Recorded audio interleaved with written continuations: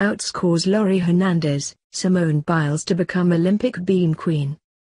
Sam Weavers of the Netherlands used a unique mix of spins and leaps to win beam gold over the two U.S. gymnasts. Gymnasts have a saying, "I just want to go 4 for 4.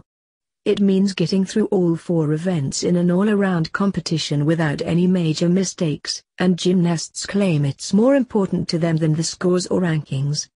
Simone Biles had gone 3 for 3 in the first week of the Olympics, picking up team, all-around and vault gold.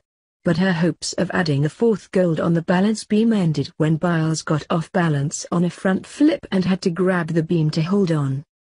The big deductions for Biles' error left her with a score of 14.733 and ultimately with a bronze medal. The gold medalist was Sam Weavers of the Netherlands, who didn't have the high-powered tumbling skills of the American medalists but shone with a mix of tricky spins and leaps to maximize her score. She scored 15.466 to win the first Olympic individual medal of any color for a Dutch woman.